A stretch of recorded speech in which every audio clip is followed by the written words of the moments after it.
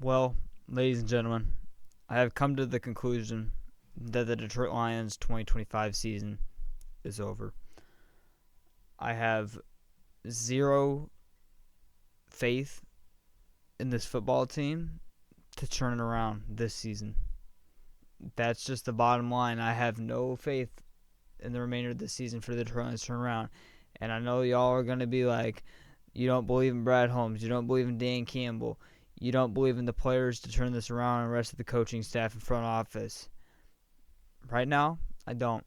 I really, really don't. I can't believe I'd be saying that this season. I don't. I have no faith whatsoever. And I've had more faith any game, any year under Dan Campbell and Brad Holmes. I've had faith in when we've had to overcome adversity. This year and right now at this current moment, I do not. In my opinion, it is a long shot for the Detroit Lions, more than a long shot for the Detroit Lions to make the playoffs at this current moment. One seed is out of reach. NFC North, in my opinion, after the Bears win today, is out of reach. The Detroit Lions are going to be fighting for the 7th seed now. That is what they're fighting for. Maybe they can get a 6th, but I don't think so because, again, I got no faith right now. So I'm looking at the 7th seed right now. And I'm going to be completely honest with you.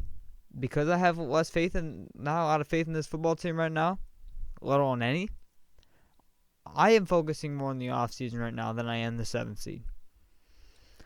I really am. But let's go ahead and get into the game. I'm just going to run through the stats this game. Not really going to talk about it for too long because there's nothing to talk about. It's the same thing we've been saying for the past 4 or 5 games. It's the same thing. Same thing, same story every single game.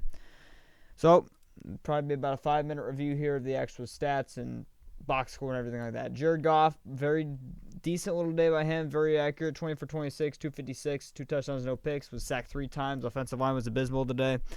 Tristan Colon, he's not good. I'm sorry.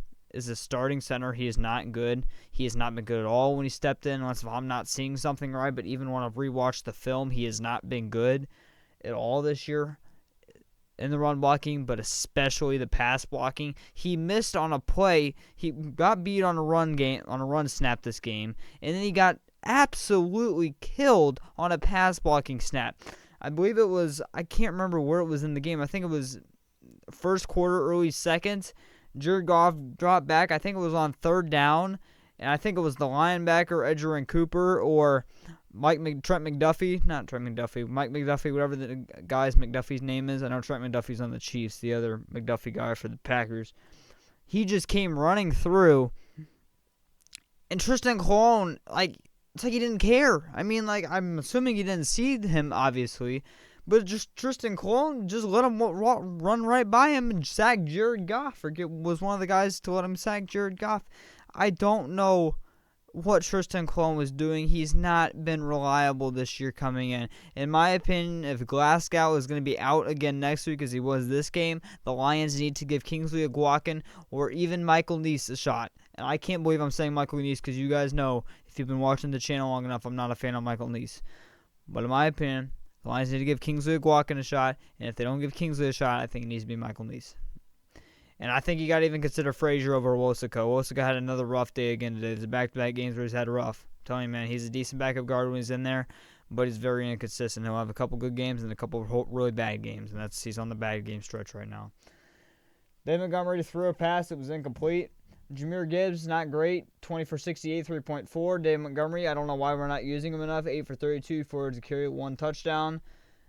And it was on a quarterback draw. Dave Montgomery's touchdown. Jared Goff had the second longest rush of his career, 1 for 24. Jameis Williams had a rush for -5 yards, but he came up big in the receiving game, 7 for 144 and a touchdown, but he did drop a pass, so at the same time, he dropped a pass that was behind him. I will blame some of it on Jared Goff, but I've been seeing all over Twitter, and it really makes me mad that people are blaming Jared Goff for this game, but also 100% on that play where Jameson Williams dropped the ball. Yes, Jared Goff deserves some of the blame. It was behind him. He could easily let it up to Jameson Williams. Jameson Williams would have caught it, hopefully, and then take it to the house or get down within the 5-yard line, because that's what it looked like it would have been if he would have caught the ball. But, brother, Jameson Williams is an NFL receiver. He's an $83 million receiver. He needs to catch that. He needs to catch those balls. He's had multiple drops this year like that where he needs to catch it. My opinion, I think the 60% of it should go on J-Mo, 40% should go on Goff. It should be about right down the middle. Jameson Williams has to catch the ball. Besides that, though, he stepped up in a big way as St. Brown got injured during this game, and it changed the whole complexion of this game. This is the first catch, by the way, I believe, in St. Brown's NFL career, where he's not first game in his NFL career that he's taken at least a snap where he's not had a reception. So that streak has ended, tying Marvin Jones, I believe, for the most in team history. Tom Kennedy got signed to the 53-man roster. I'll go over the roster moves here at the end of the video.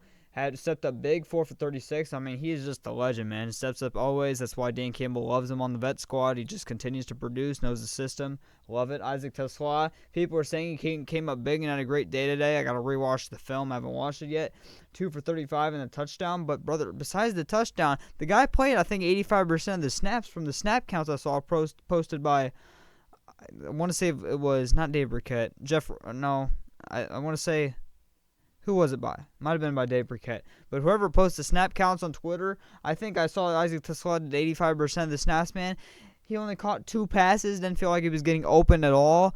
On the touchdown, it was on the offensive line was able to hold up for one of the few plays in this game on that touchdown to Isaac Tesla. It took Isaac Tesla about 5 seconds to get open, but he was able to get up and make the touchdown, and it was a really nice touchdown catch.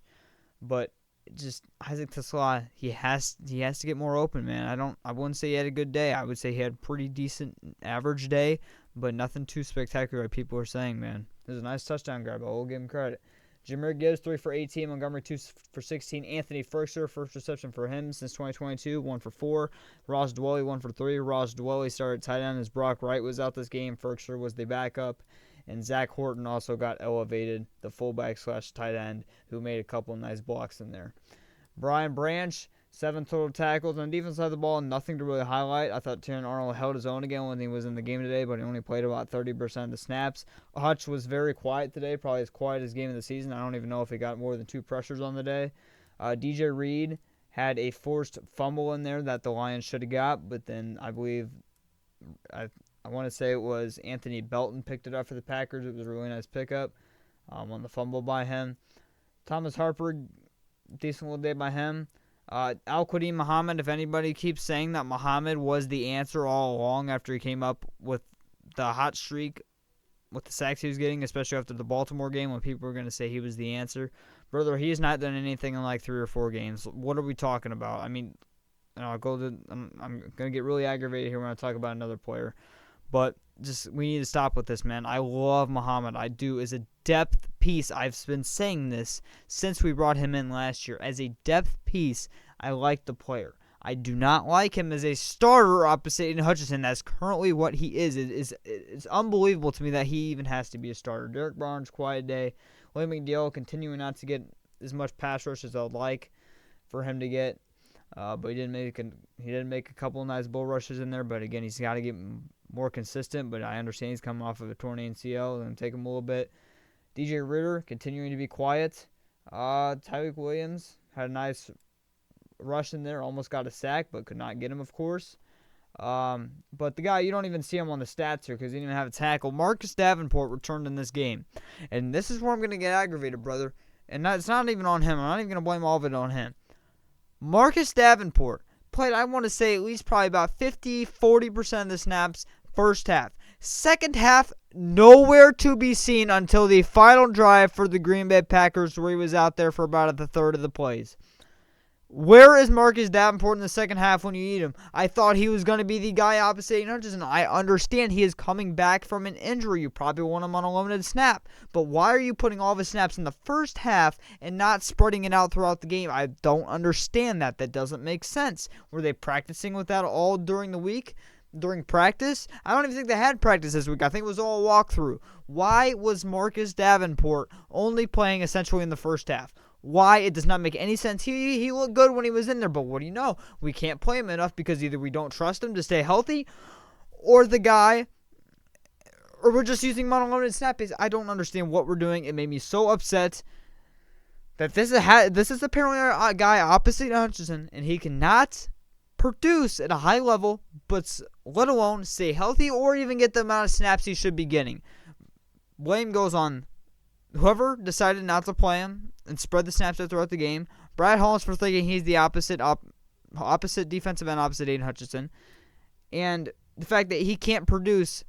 Now, again, he did produce in this game. I thought when he was out there, made a couple nice bull rushes, but even to start the season, he was quiet. So, I don't know. I have no answers right now. I'll go over at the end of this video how I'm feeling about Brad Holmes and stuff like that, because I'm gonna talk about the offseason a little bit, and I know you guys aren't gonna want to hear it, but I'm gonna talk about the offseason a little bit and what Brad Holmes failed to do this offseason, because I feel like it needs to be addressed, and I really haven't addressed it enough this season yet.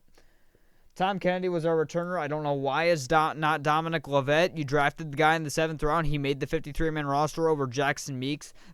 I'm assuming because of special teams, because Jackson Meeks 100% outproduced him in the preseason. And you got Tom Kennedy returning kicks when it should be Dominic Lovett, who's probably going to be your long-term kick returner once Cleve Raymond, if you don't bring him back this year in free agency. It's just I don't understand why Tom Kennedy's a kick returner. He was decent when he was in there, but it should be Dominic Lovett. That's all I'm saying. But Tom the Legend Kennedy, was decent when he was in there. Jack Fox, 45.5 yards per punt.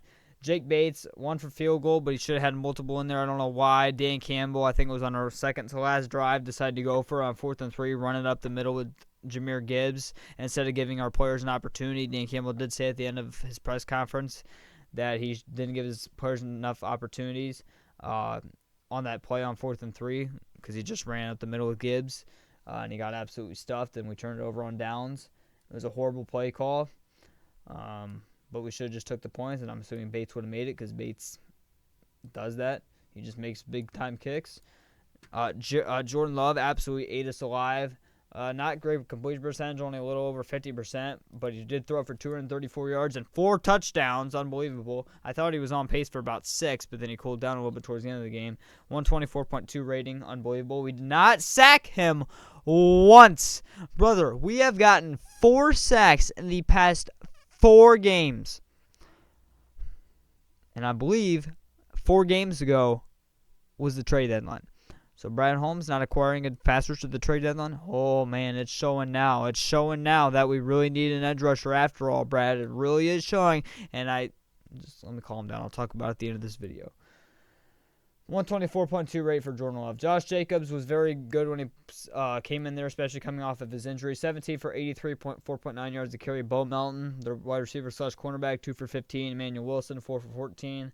Jordan Love, 5 for 4. A couple of them were kneel downs. Dontavian Wicks, 6 for 94 and 2 touchdowns. He had a very nice day, and I don't want to hear anybody complain about the touchdown catch that people thought he bobbled the ball and he didn't get 2 feet down. He clearly got 2 feet down, so don't even say that. That's idiotic if you say he didn't get 2 feet down. I understand a little bit of the bobble. I don't think there was enough of a bobble to overchange the call. I think that call had to be made on the field. If it was ruled an incomplete pass on the field, I think it would have to remain an incomplete pass after looking in the booth, to challenge it. Then I think it should have been incomplete. But since it was made a touchdown on the field, and after reviewing it, there was not enough bobble, in my opinion, to overchange the call. So I think it is the right call just because it was called a touchdown on the field. So I don't really know why people are really complaining about that as much as they are. I understand I did see a little bit of a bobble, but I don't think there was enough of a bobble to overturn it. I just don't think there was. I don't think there was. That's just all I'm going to say. I don't think there was enough, so I don't want to hear that in my comment section. Christian Watson, 4 for 80 and a touchdown. Had a nice big bomb from Jordan Love for a touchdown. I believe it was on Amik. Amik struggled today. He's had back-to-back games where he struggled. Luke Musgrave, 1 for 23. Romeo Dawes was held down pretty much besides his touchdown. 4 for 20 and a touchdown. And that's about it for the receiving. Defense side of the ball, Micah Parsons, 8 us alive, 2.5. I believe he's got 12 sacks now on the year. And the other half a sack came from Kingsley Enagbari. Besides that, nothing else to highlight here. Brandon McManus made his field goal, and Daniel Whelan was excellent on punt. And team stats, box score, total yards, 359 for the Packers, 352 for the Lions, 234 passing yards for the Packers, 233 for the Lions, 125 rushing yards for the Packers, 119 for the Lions, 6 yards per play for the Packers, 5.9 for the Lions. Look how close this is, brother. This is just how, what I'm about to go over, unbelievable. 18 first downs for the Packers, 20 for the Lions, 6 for 12, third down efficiency, they went 50%. We went 8 for 13. Third down efficiency, they went 3 for 3. We went 0 for 2. Again, starting to bite us in the foot a little bit. Total plays, 60 for the Packers, 60 for the Lions. Sacks allowed, 0 for the Packers and 3 for the Lions. Oh, my God. Punts, 2 for the Packers, 2 for the Lions. 3 penalties for 20 yards for the Packers, 5 for 22 for the Lions. Fumbles lost, 0 for the Packers, 0 for the Lions. And yes, on that false start penalty where they picked it up and they said Matt LaFleur called timeout, that was a horrible call. I understand it, but we got to overcome that. We've been battling the refs for so many years. We have to overcome that. Yes, it could have changed the game, but at the same time, it could have played a lot better. So, yes, it was a horrible call, one of the worst calls I've ever seen in my life. He could not call timeout. Matt LaFleur, after the game in his press conference, even kind of acknowledged that he did not call timeout before the false start, as he kind of did a wink. He winked his eye when a reporter asked him about, did you call the timeout before the false start? He winked. I can't wink my eye, but he winked his eye, and he said, yeah, I did call timeout. It was clear an exaggeration.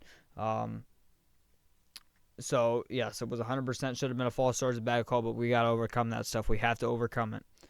Fumbles lost 0-0, interception thrown 0-0. Time possession 28 minutes and 54 seconds for the Packers. We had more by 2.5 minutes, 31 minutes and 6 seconds for the Lions, 36 tackles for the Packers, 30 for the Lions. Field goals, we both won 100%, and extra points or red zones, made attempts.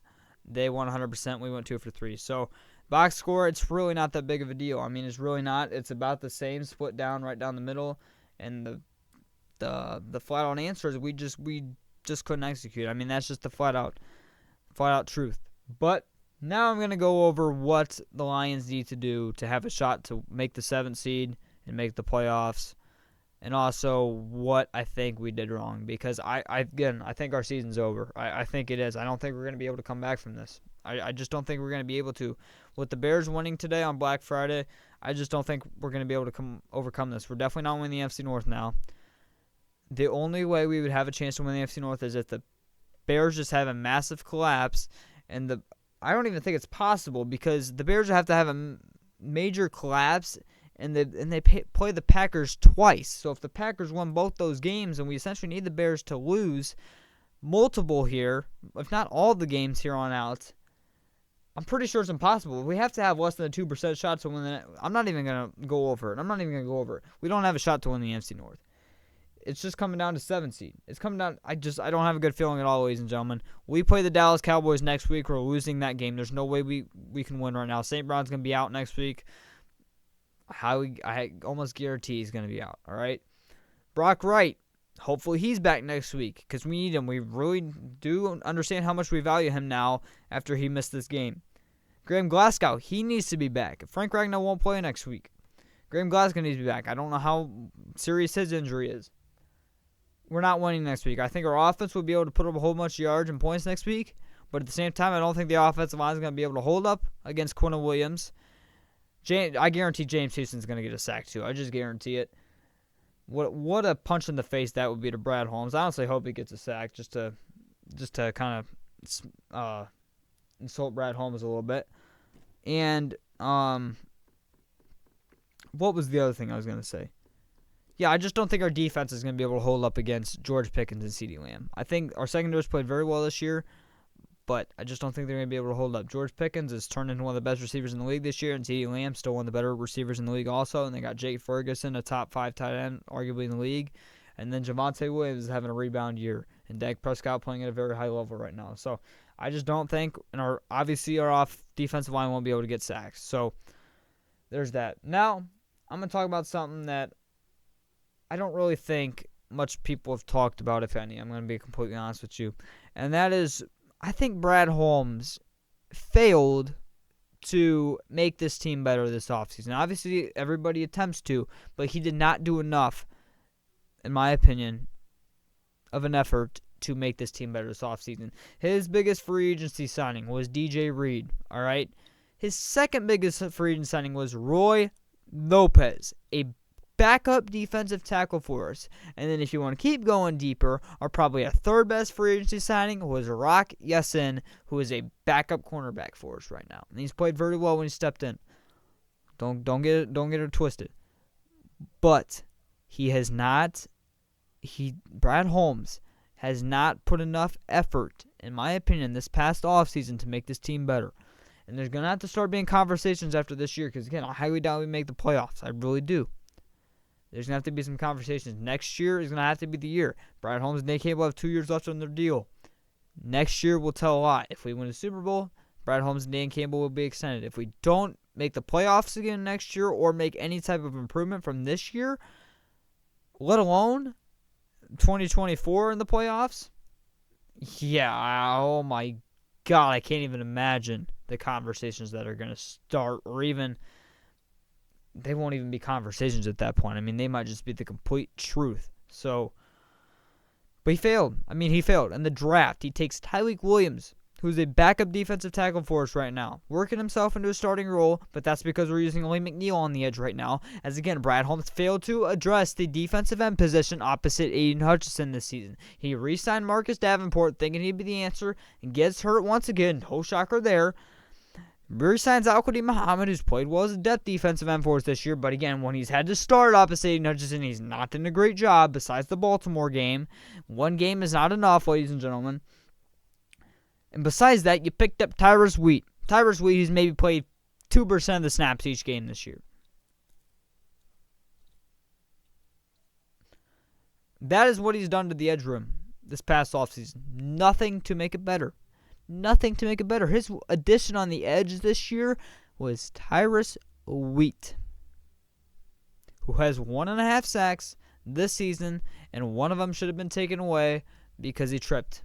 He should have been a tripping call that they didn't call. So really only was a half a sack that he's got this year. And again, he's only playing about 2% of the snaps each game. Ahmed Hassanin does not count. He does not count. He's not played a game this year. I don't think he'd do anything this year anyway, but he's not played a game.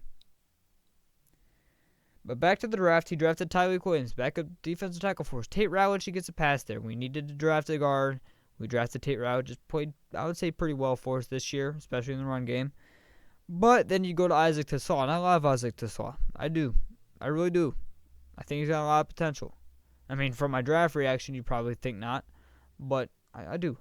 But this is not Isaac Tassau. This is a Brad Holmes. You traded 3 third-round picks to move up and draft Isaac Tassau. 2 futures, by the way. 2 future third-round picks. And he has, I want to say, with this game now, 7 receptions on the season? 7 through 13 weeks, 12 games.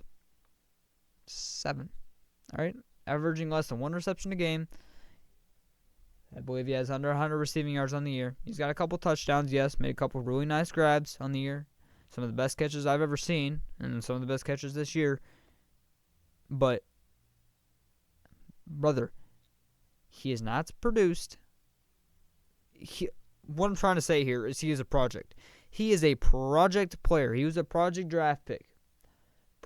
He was projected to go in the 5th or 6th round, and that's not saying that you couldn't draft him earlier. But the fact that you trade 3 third-round picks to come up and get him for a project player when you're in a win-now situation, a Super Bowl or bust situation, that is a problem. That is a problem, especially when you need other positions, specifically edge rusher. The rest of the draft don't even matter. Dan Jackson out for the season. Ahmed Hassanin gets hurt and you're not even going to play him. You bring him back in the practice squad, probably won't play this season. Miles Frazier gets a pass. He's been hurt. I didn't mind the draft pick. He's a good player. I think he's got potential to be a starter down the line. But he has had his only good draft pick this year in the draft was Tate, and that's not just taking a shot at him in the draft. He's been phenomenal in the draft. Phenomenal. 2024, General starting to look a little bit good. The rest of his draft class in 2024 has not been good, though, so far. And the striker star could be good. We don't know. He's been hurt. And then all his previous drafts were really good. 2021, really good. 2022, really good. 2023, really good. Besides a couple picks like Levi, Pascal, his drafts have been really, really good in that 3-year period. But these past couple years have been a little bit rough for Brad Holmes in the draft. Last year in free agency was abysmal. It was an abysmal free agency class for Brad Holmes. He didn't do enough to address the positions of need. He just didn't do it. Specifically, edge rusher. This past year in free agency or the draft. Or in the draft. I don't care. Could have been the draft. This draft class, when it comes to edge rushers, it was elite. It was elite. It was elite. I'm not saying that edge rusher that we could have drafted would have stepped in and absolutely balled out and got 10-plus sacks. I'm not saying that. But he would have been better than what we have. He would have probably been better than what we had. And if he wasn't better than what we have, guess what? He's still better than Marcus Davenport because he can actually stay healthy and play meaningful snaps. All right? So, Brad Holmes needs to have a good offseason this offseason. He does. He needs to. He needs to. That's the bottom line. And again, this is not all the blame going on Brad Holmes. The players have to play better. The coaches have to be better. We have to get a new offensive coordinator next year. Dan Campbell cannot be calling plays next year. Johnny Morton better not be the offensive coordinator next year. I don't mind Johnny Morton. I don't want to say I don't mind Johnny Morton as an assistant, senior assistant like he was previously with us. But as an offensive coordinator, he's not. This is his second stint as an offensive coordinator, second stint that hasn't worked out. Need to find a new offensive coordinator. We need to play better as a collective unit. But I'm starting to put most of the blame on Brad Holmes if he cannot get this thing turned around next year. I said this year was Super Bowl or bust. Clearly we're making the Super Bowl, let alone making the playoffs. Next year will be Super Bowl or questions will start to come. That's what I'm going to say.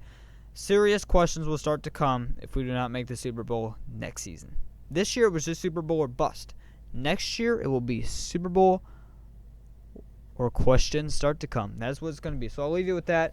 One pride, go Lions. Here are your roster moves. I'm not going to talk about it at all. I'm going to be completely honest with you.